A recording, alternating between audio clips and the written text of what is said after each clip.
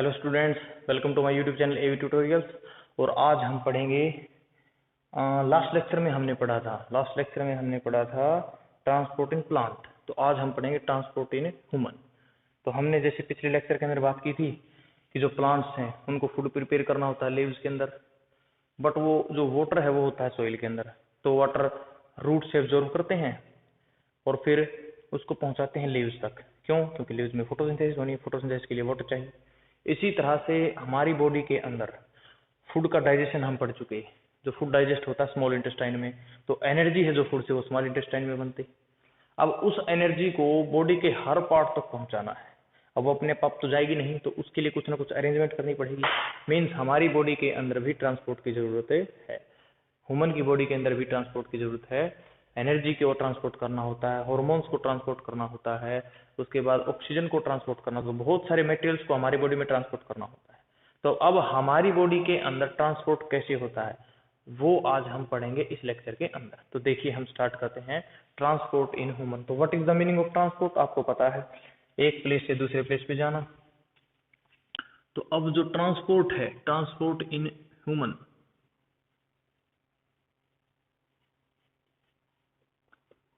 Transport in human, तो ये किससे होता है? ये होता है सर्कुलेटरी सिस्टम से। Circulatory system. अब जो सर्कुलेटरी सिस्टम है स्टूडेंट से, वो क्या होता है वो पढ़ेंगे, बट ये पढ़ लेते हैं उससे पहले कि सर्कुलेटरी जो सिस्टम है ये कितने टाइप का होता है। तो हमारी बॉडी के अंदर सर्कुलेटरी सिस्टम को दो पार्ट में डिवाइड किया गया है, फर्स्ट एंड सेकंड।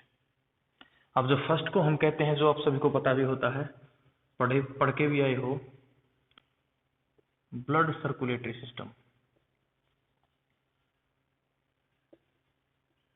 और दूसरा होता है लिम्फ, तो लिम्फ सर्कुलेटरी सिस्टम। तो दो सिस्टम होते हैं, ब्लड सर्कुलेटरी सिस्टम जिसके अंदर ब्लड सर्कुलेट होता है, और दूसरा लिम्फ सर्कुलेटरी सिस्टम, लिम्फ होता है। अब लिम्फ क्या नहीं पता है, 9th में पढ़ा था, बिल्कुल टिश्यू वाले चैप्टर में जरूर पढ़ा होगा, बट फिर भी हम पढ़ेंगे इसको। तो blood circulatory system and lymph circulatory system.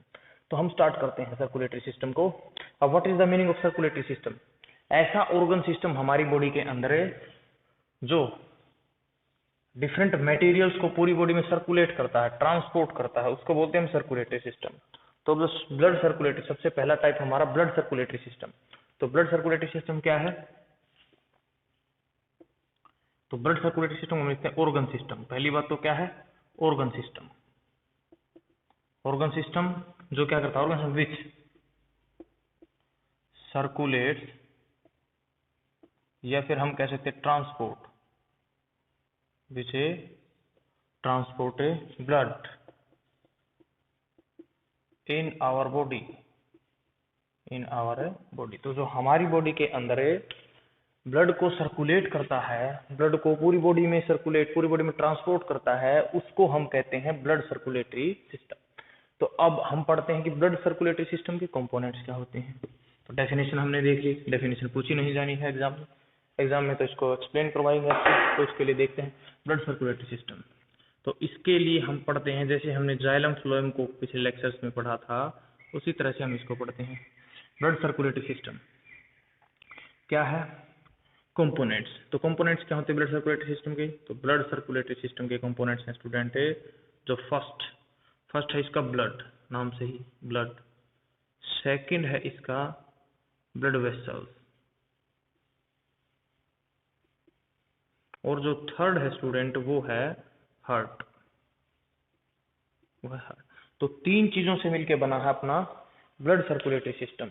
तीन चीजों से मिलकर बना है अपना ब्लड सर्कुलेटरी सिस्टम। तो पहला जो कंपोनेंट है वो ब्लड है, दूसरा जो कंपोनेंट है वो है ब्लड वेसल्स, तीसरा जो कंपोनेंट है वो है हार्ट। तो सबसे पहले हम स्टार्ट करते हैं ब्लड से। तो ब्लड क्या है? आप सभी को पता है ब्लड क्या है, सर खून है ना, जो हमारी रगों में दौड़ता है। मूवी वाला डायलॉग याद आ गया है ना, जो हमारी रगों में दौड़ता है।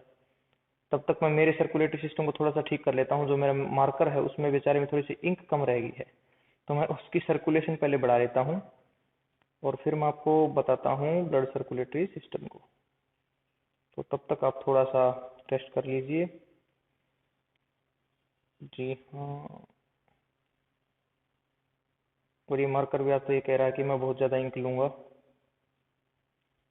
ओके, तो हमारा मार्कर रेडी है, मार्कर रेडी है तो हम भी रेडी हैं। तो चलिए शुरू करते हैं ब्लड सर्कुलेटरी सिस्टम को। हमने अपने मार्कर को भी दूध पिला दिया है, दूध मीन्स इंक, तो अब मार्कर भी रेडी है और हम भी रेडी हैं, और आप तो एवर रेडी हो ही हो, है ना। 10th स्टूडेंट के स्टूडेंट तो एवर रेडी हैं ही। तो देखिए, तो अब अपना मार्कर चलेगा बड़ा अच्छा। ओके, तो हमने 3 कंपोनेंट को पढ़ा। Blood circulatory system consist of 3 components, blood, blood vessel and heart. तो सबसे पहले स्टार्ट करते हैं ब्लड को, कि जो हमारा ब्लड सर्कुलेटरी सिस्टम वो 3 चीजों से मिलकर बना है। पहला ब्लड, दूसरा ब्लड वेसल्स, तीसरा हार्ट। ब्लड वेसल्स क्या होती है आपको पता है, आर्टरीज, वेन्स आपने पढ़ा होगा। हार्ट आपने पढ़ा है, दिल, है ना। हार्ट जो घुटनों में होता है ना, घुटनों में नहीं होता है, चेस्ट कैविटी के अंदर होता है हार्ट। तो देखिए, स्टार्ट करते हैं एक एक कंपोनेंट को, ब्लड। तो ब्लड सर्कुलेटरी सिस्टम में, जिसके नाम पे सर्कुलेटरी सिस्टम है, उसी को हम पढ़ते हैं। तो सबसे पहला हम लिखते हैं ब्लड। ब्लड क्या है, तो ये हो गया अपना blood.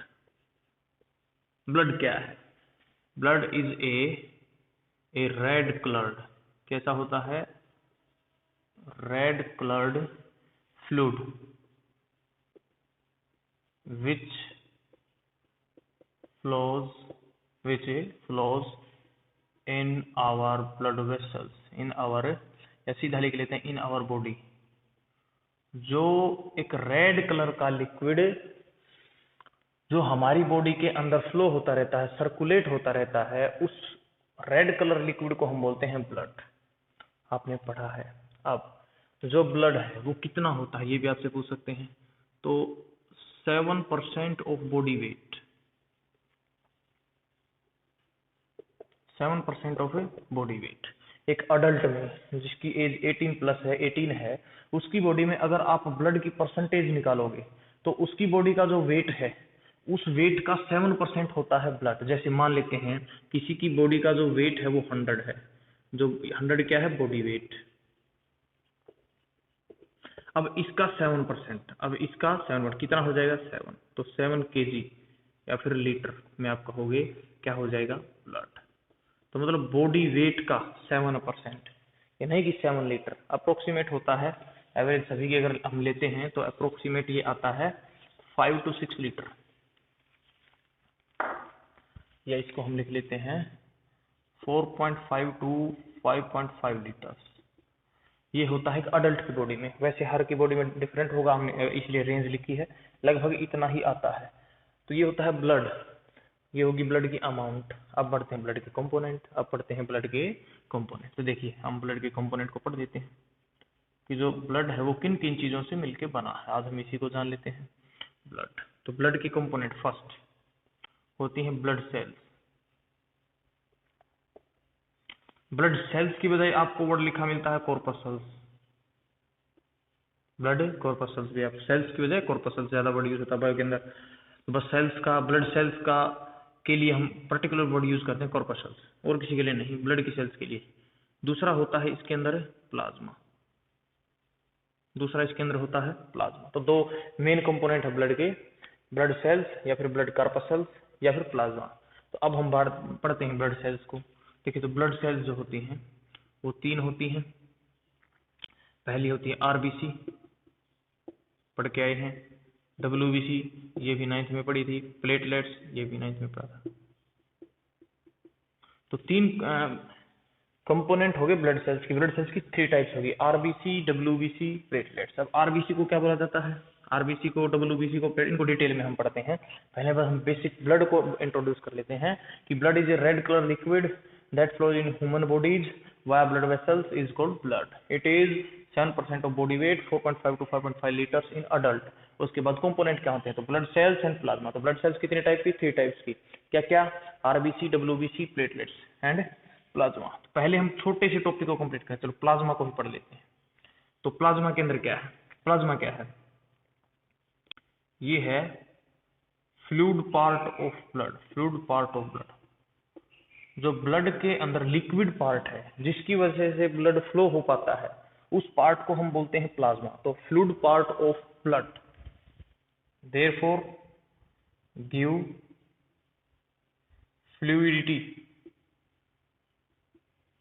To blood, therefore gives fluidity to blood. तो ब्लड किसकी वजह से फ्लो हो पाता है? प्लाज्मा। ब्लड के लिक्विड पार्ट को क्या कहोगे? प्लाज्मा। तो प्लाज्मा होता है ब्लड का लिक्विड पार्ट। कैसे कलर का होता है? Yellow coloured. कैसा होता है? Yellow colour. उसके बाद बोल रहा है नेक्स्ट, कितना होता है? 55% ऑफ ब्लड, 55% ऑफ ब्लड की। अगर ब्लड 100 लीटर है, हमारी बॉडी के अंदर ब्लड 100 लीटर है, तो ब्लड में 55 लीटर, 55% क्या मिलेगा? प्लाज्मा। तो ये बेसिक चीज है, फ्लूइड पार्ट है, ब्लड को फ्लो होने, इंपॉर्टेंट पॉइंट यही से निकलता है कि ब्लड किसकी वजह से फ्लो हो पाता है? तो प्लाज्मा की वजह से। येलो कलर का होता है। उसके बाद कितने परसेंट होता है? 55%। उसके बाद प्लाज्मा, प्लाज्मा के बारे में और हम क्या लिख सकते हैं? इसके बारे में हम लिख सकते हैं ऑल अदर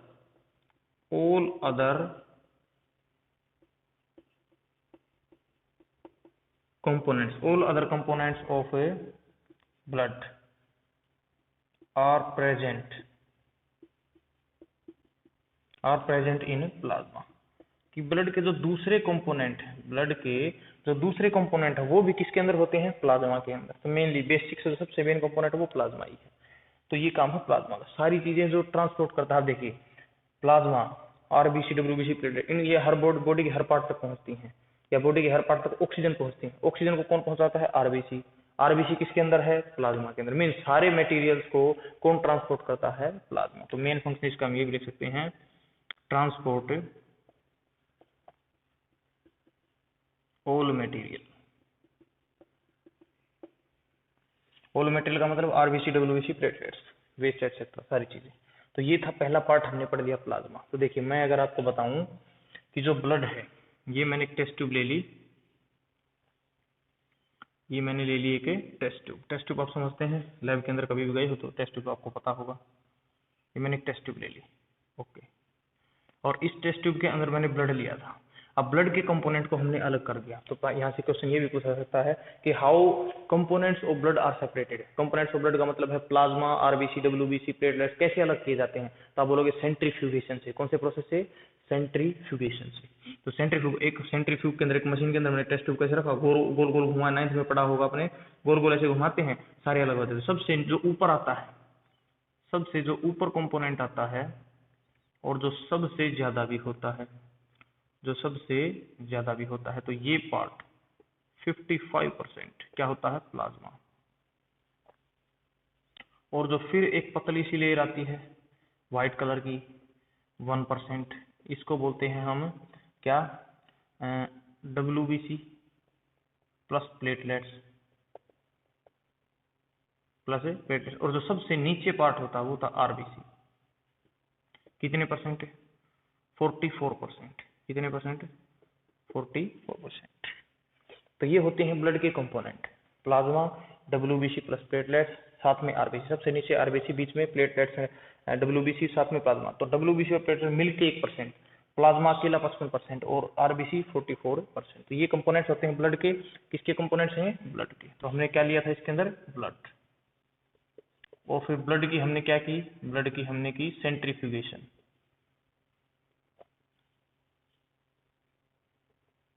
और सेंट्रीफ्यूगेशन से क्या मिला? प्लाज्मा। प्लाज्मा के अंदर क्या था? डब्ल्यूबीसी, फिर आरबीसी, तो ये अलग हो जाते हैं।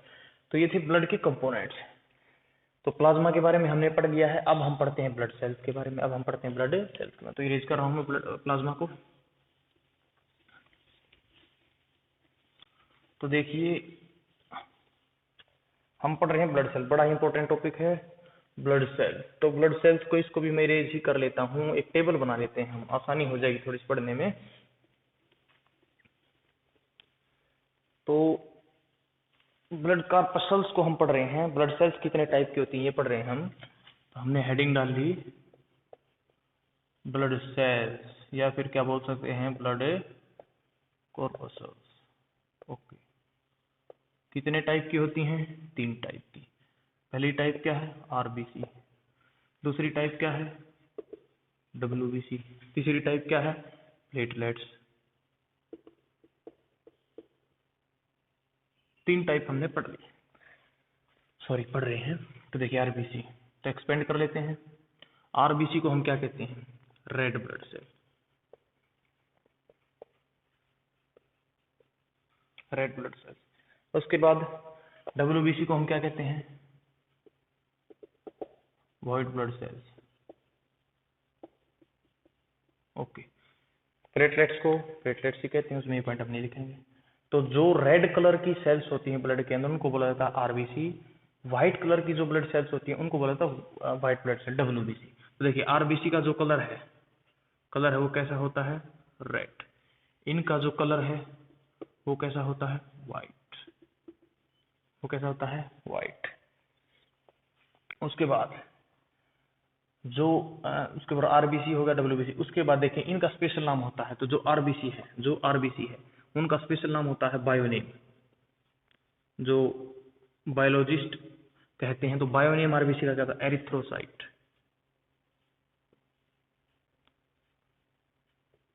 एरिथ्रोसाइट। डब्ल्यूबीसी का बायोनेम क्या होता है? तो बायोनेम होता है इसका ल्यूकोसाइट,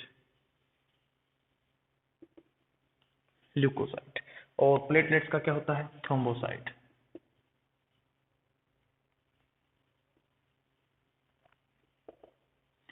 तो हमने तीसरा डिफरेंस भी पढ़ दिया है, एरिथ्रोसाइट एंड ल्यूकोसाइट, और उसका नाम होता है थ्रोम्बोसाइट, बायोनेम है। तो उसके बाद हम पढ़ते हैं आरबीसी का कितने दिन तक जिंदा रहती है आरबीसी। तो आरबीसी जिंदा रहती हैं 60 to 120 डेज, लगभग 2 महीने का इनका लाइफ स्पेन होता है। और ये डब्ल्यूबीसी का कितना होता है? ये 6 से 9 डेज, या हाँ 6 to 9 डेज। और जो प्लेटलेट्स हैं उनका होता है 4 से 7 दिन। देखिए ये वेरी करते हैं, जो लाइफ टाइम है वो वेरी करते हैं, ये लगभग इतना ही मिलता है। अब डब्ल्यूबीसी का डिपेंड करता है हमारी बॉडी की कंडीशन पे। अगर हमारी बॉडी में कोई बाहर का वायरस आ गया तो हो सकता है एक दिन में ही बहुत सारी मर जाए डब्ल्यूबीसी। अगर एचआईवी आ गया तो हो सकता है एक दिन में बहुत मार दे। तो ये डिपेंड करता है कंडीशन पे, वो उतना ही होता है प्लेटलेट्स का। कुछ बुक 6 से 9 भी लिख देती हैं, उसको 4 से 7 दिन लिखते हैं, तो कोई खास बात नहीं है, थोड़ा बहुत वेरी कर जाता है। उसके बाद इसकी अमाउंट भी पूछ लेते हैं आरबीसी की, कि आरबीसी कितनी होती है। तो आरबीसी होती है 4.5 से 5.5 मिलियन। अब किसके अंदर? इन 1 millilitre, 1 cubic centimetre of blood. और जो डब्ल्यूबीसी होती है वो कितनी होती है? 4 से 9,000, 4 से 10,000, क्योंकि 3400 से 9600 कई बार लिखा होता है, बट हम एवरेज ले लेते हैं 10,000। 4,000 to 10,000 in 1 millilitre of blood. ये कितनी होती है? ये होनी चाहिए, इनका टोटल जो ब्लड काउंट होता है, वो कितना होता है? वो होता है 1,30,000, 1,30,000 to 350 या 4 lakhs, 350 या 4 lakhs। तो ये होता है। तो देखिए ये इस तरह से होता है आरबीसी, डब्ल्यूबीसी और प्लेटलेट्स। तो 1,30,000 टू 3,50,000, 4 लाख तक भी आपने पढ़ा होगा। और अगर 1,20,000 से कम आ जाए तो डेथ भी हो जाती है प्लेटलेट्स के केस में। तो आरबीसी क्या है? ऐसी ब्लड सेल्स जिनका जो कलर है वो रेड होता है। फुल फॉर्म क्या है? Red blood cell. बायोनेम क्या है? एरिथ्रोसाइट। कितने दिन तक जिंदा रहती है? 6 to 120 डेज। और आरबीसी जिनका काउंट कितना होता है? 1 मिलीलीटर, 1 क्यूबिक सेंटीमीटर में कितना मिलेगा? इतना। डब्ल्यूबीसी की white blood cells, colour white, leucocyte 6 to 9 days. ये ऐसे ही प्लेटलेट्स में थ्रोम्बोसाइट 4 to 7 डेज, और 1,30,000 to 3,50,000। मैंने पहले बताया इनका जो थोड़ा सा जो लाइफ स्पेन है और जो काउंट है वो थोड़ा बहुत हर एक बुक के अंदर थोड़ा बहुत चेंज मिलता है, कोई दिक्कत वाली बात नहीं है। उसके बाद देखिए अब आते हैं मेन, जो आरबीसी है उसका जो कलर रेड होता है किसकी वजह से? Because of haemoglobin.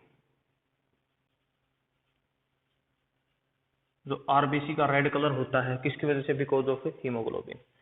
तो ये इंपॉर्टेंट पॉइंट है। अब फंक्शन की बात कर लेते हैं। आरबीसी क्या करती है? ट्रांसपोर्ट ऑक्सीजन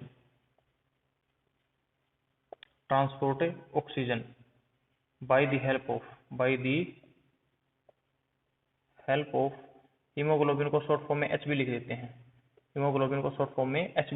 तो हीमोग्लोबिन की हेल्प से ये ऑक्सीजन को ट्रांसपोर्ट करती है। ये बहुत ही इंपॉर्टेंट पॉइंट है आरबीसी का। हमारी बॉडी को काम करने के लिए हर पार्ट को क्या चाहिए? एनर्जी किससे मिलती है? ऑक्सीजन से।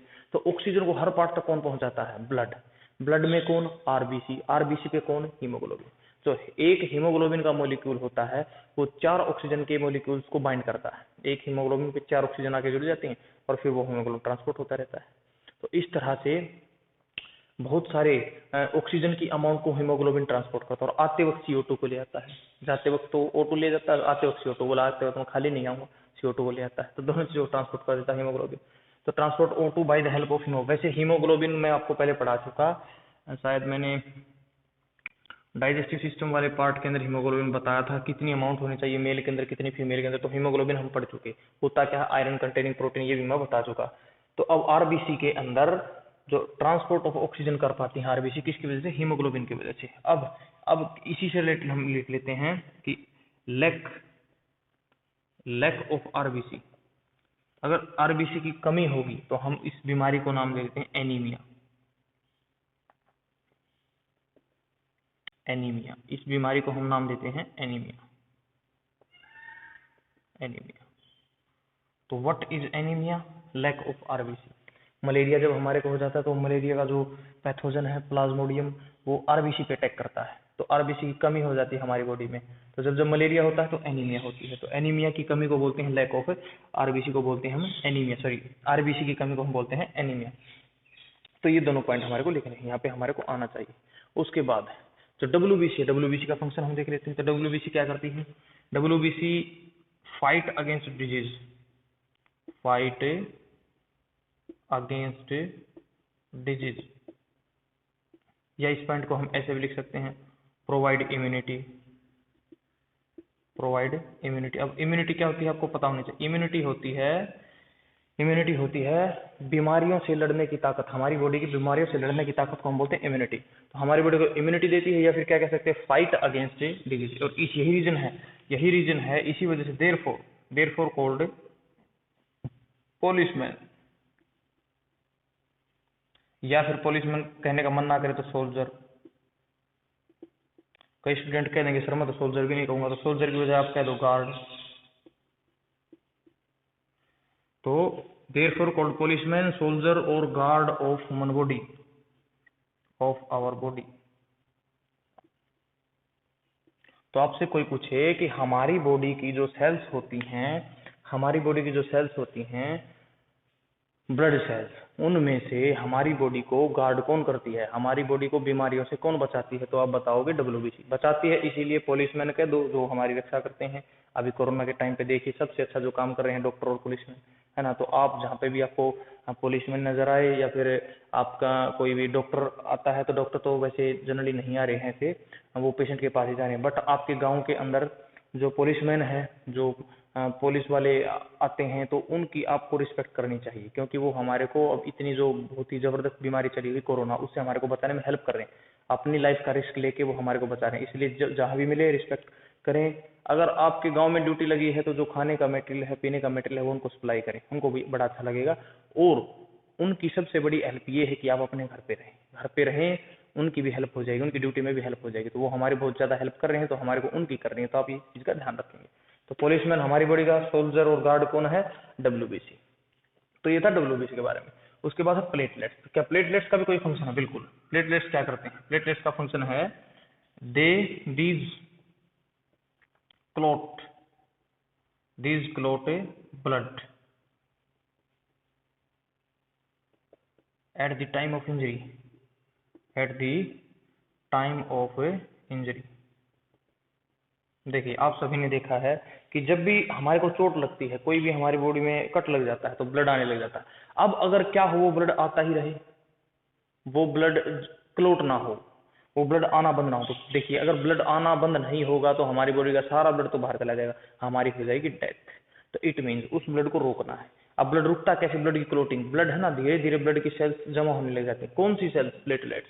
कौन सी सेल्स? प्लेटलेट्स।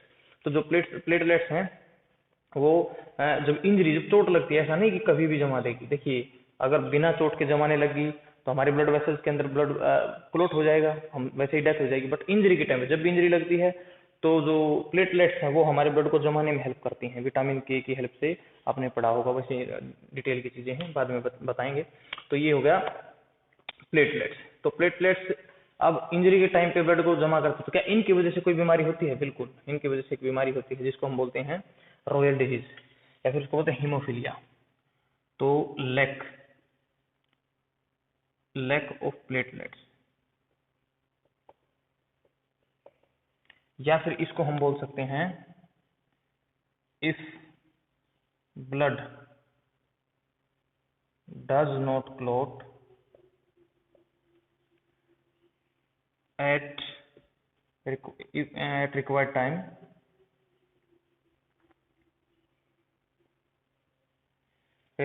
तो ऐसी बीमारी को हम बोलते हैं हीमोफीलिया। देखिए ऐसी बीमारी को हम बोलते हैं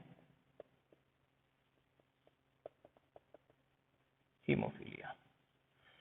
तो क्या बताओगे आप हीमोफीलिया को?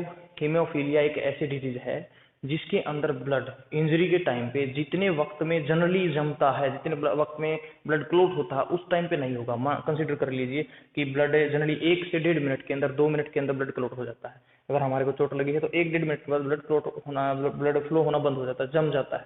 अब अगर वो 1 से 2 मिनट के अंदर क्लॉट ना होके 3 से 4 मिनट में, 5 से 6 मिनट में हो रहा, तो बहुत ज्यादा ब्लड हमारा बह जाएगा।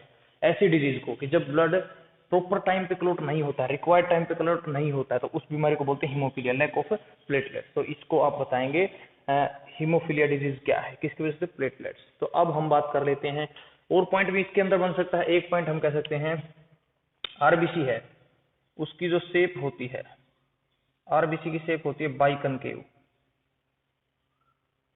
आरबीसी की शेप होती है बाइकनकेव। डब्ल्यूबीसी की शेप होती है इरेगुलर, मतलब कैसी भी शेप हो सकती है, इरेगुलर। और जो प्लेटलेट्स है उसकी शेप कैसी होती है? स्पिंडल। इनकी शेप कैसी होती है? स्पिंडल। तो देखिए बाइकनकेव होती है कुछ ऐसी, बाइकनकेव शेप जो होती है वो कुछ ऐसी, सॉरी ये बाइकन्वेक्स होगी, ये बाइकनकेव आपने कुछ इस तरह की शेप देखी होगी, लेंस जरूर पड़े होंगे। तो बाइकनकेव। इरेगुलर कैसी भी हो सकती है? स्पिंडल होती है ऐसी, स्पिंडल होती है ऐसी। तो देखिए ये बाइकनकेव शेप है, ये इरेगुलर शेप है, वो स्पिंडल शेप है। तो these are the major difference between RBC, WBC and platelets. तो हम इसके थ्रू ही मैंने आपको एक टेबल के थ्रू, ताकि मेमोराइज करने में आपको आसान हो, मैंने उसके फंक्शंस को भी बताया, कितना काउंट होता है, कहाँ होती है, कितनी होती है वो। अब इनकी अमाउंट को हम लिख लेते हैं ऊपर।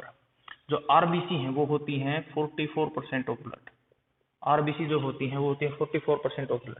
डब्ल्यूबीसी होती है 0.5% ऑफ ब्लड, और प्लेटलेट्स भी कितनी होती है? 0.5% ऑफ ब्लड। देखिए 0.5 मैंने क्यों लिखा है, मैंने एक्चुअल में 0.5 नहीं होंगी। देखिए ये 1 मिलीलीटर के अंदर होती है 4000 to 10,000, और ये होती है 1 लाख। तो थोड़ा सा वेरी तो करेगा, बस ये दोनों मिलके 1% होती है, ये दोनों मिलके 1%। एक्चुअल परसेंट आप निकाल लेना, मीन्स बताया मैंने, डब्ल्यूबीसी प्लेटलेट्स मिलके 1% होती है, तो मैंने वैसे डिवाइड कर दिया जनरली, बट एक्चुअल वो नहीं है।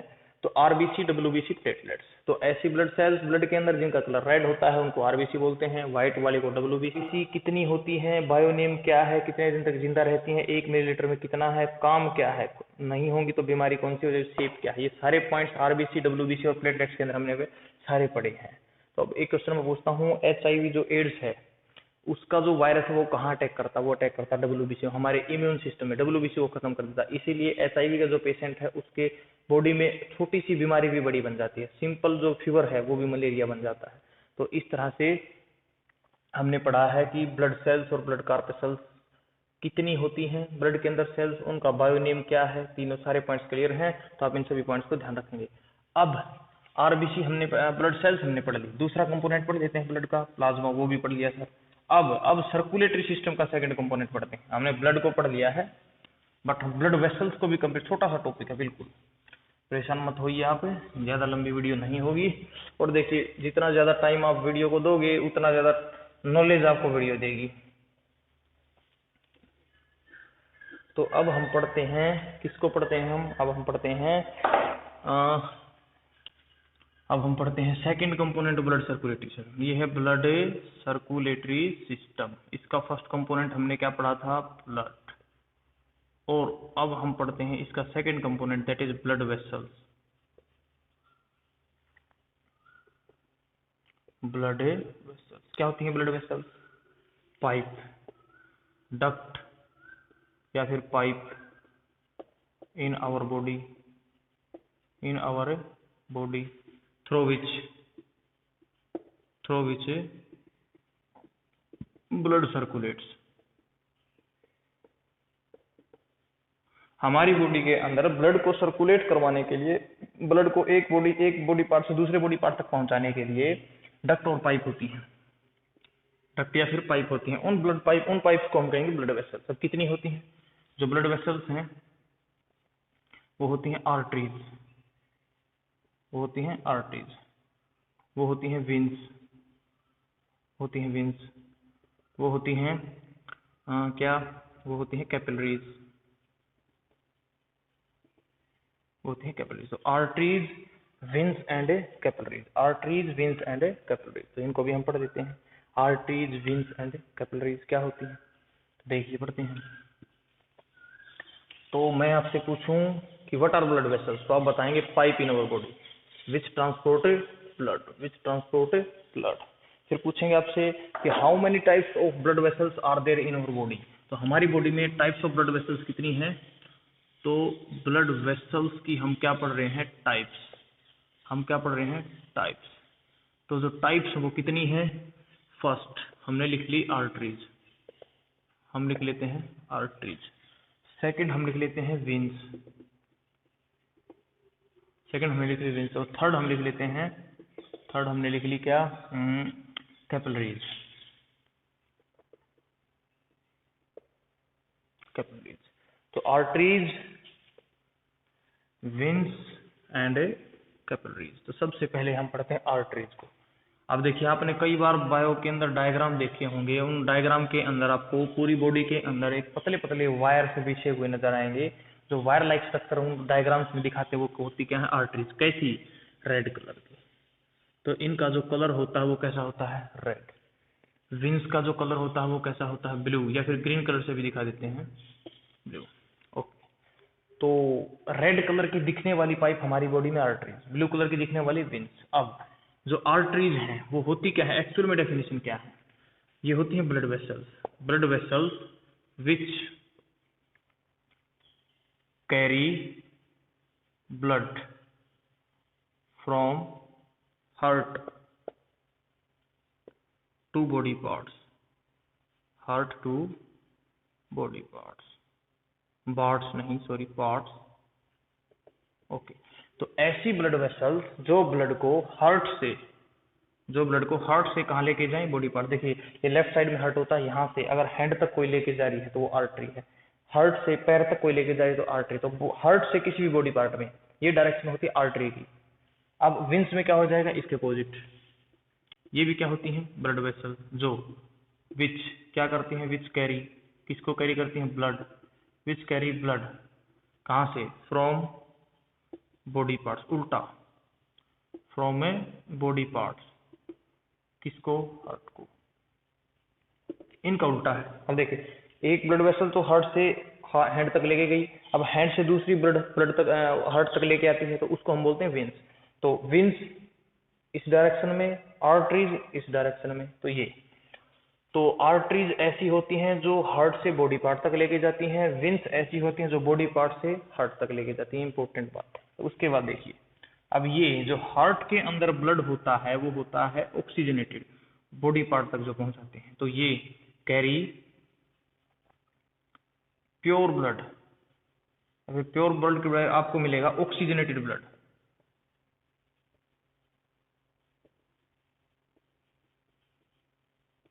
ये कैरी करती हैं प्योर और ऑक्सीजनेटेड ब्लड को, बट ये कैरी करती हैं कैरी इम्प्योर। इम्प्योर का मतलब डीऑक्सीजनेटेड है,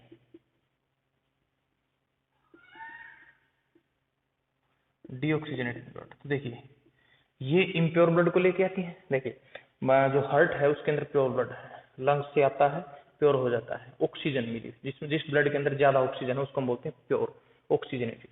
तो वो जो ब्लड है उस ब्लड को लेके जाएंगे आर्टरीज बॉडी पार्ट। अब इस बॉडी पार्ट को ऑक्सीजन की जरूरत है, वो इसे ऑक्सीजन निकालेगा, CO2 दे देगा।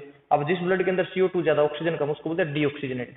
तो उस डीऑक्सीजनेटेड ब्लड को जो विंस हैं वो दोबारा बॉडी पार्ट से लेके आएंगे हट, ताकि वो दोबारा से प्योर हो जाए लंग्स के पास ले जाके। तो इस तरह से ये प्योर ब्लड को, ये इम्प्योर ब्लड को।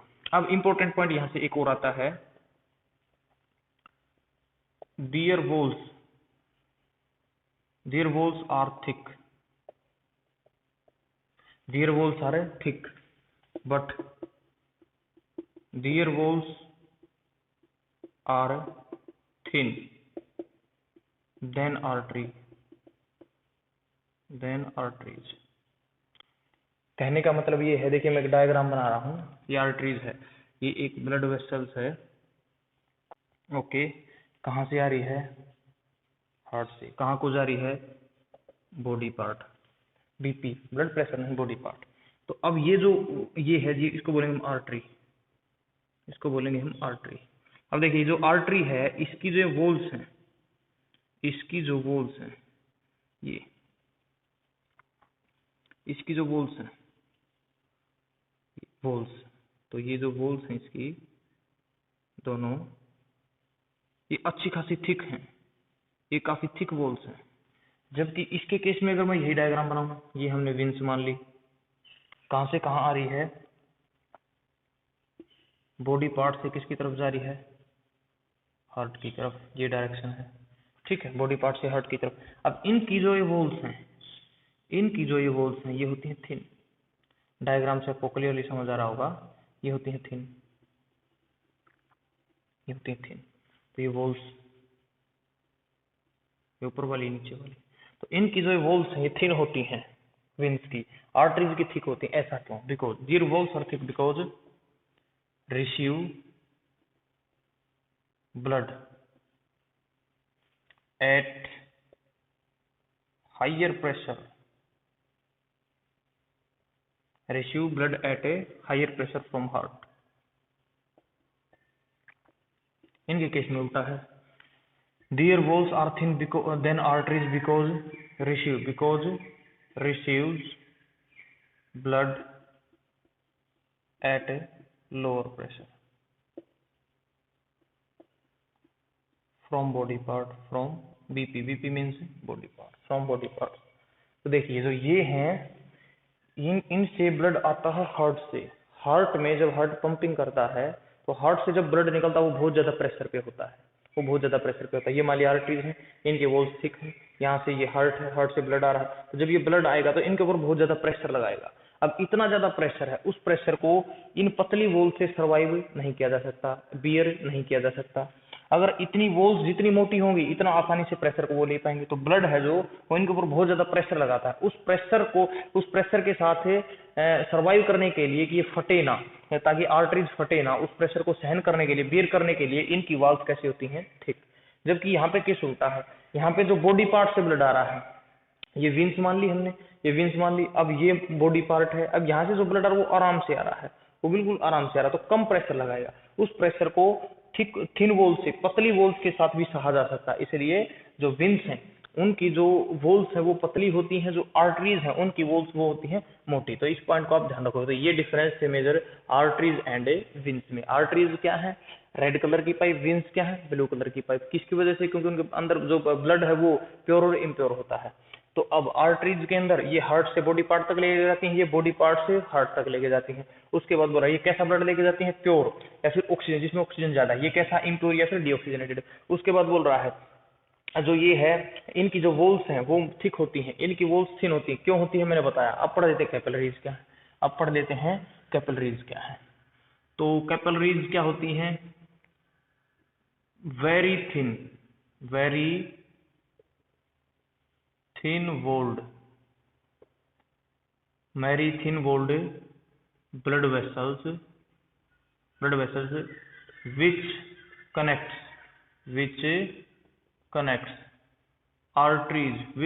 artery to veins।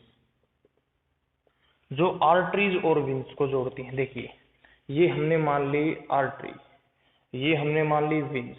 तो अब जो आर्टरीज और वेन्स हैं, आर्टरीज ये आर्टरी थी, ये वेन्स थी, इनको जोड़ने वाली ये देखिए ब्रांचेज में, ये देखिए ये जो पतली पतली ब्रांचेज में ब्लड वेसल्स हैं यही है आर्टरीज।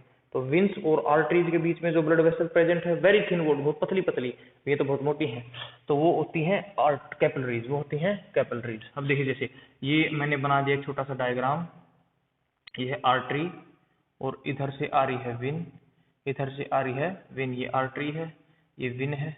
अब इनको जोड़ेंगी पतली पतली ब्रांचेस, इनको जोड़ेंगी पतली पतली ब्रांचेस। देखिए ये बिल्कुल मैनी वेरी स्मॉल ब्रांचेस। बस इस समझाने के लिए डायग्राम ऐसा है। ओके, तो देखिए ये जो होती हैं इनको बोलते हैं कैपिलरीज। ये हैं सारी कैपिलरीज। तो many thin very very small blood vessels which are present between arteries and veins are called as capillaries. इनको हम कहते हैं कैपिलरीज। ये बॉडी पार्ट के डायरेक्ट कांटेक्ट में होती है। अब इनकी जो वॉल्स है देखिए कैसी है, थिन वॉल्ड। थिन वॉल्ड, तो इसमें हम लिख सकते हैं कि थिन वॉल्ड क्यों है, थिन वॉल्ड क्यों है। इस पॉइंट को हम अलग से सेपरेटली लिख लेते हैं यहाँ पे। ये थिन वॉल्ड क्यों है, these have very thin wall because through their walls exchange of material take place।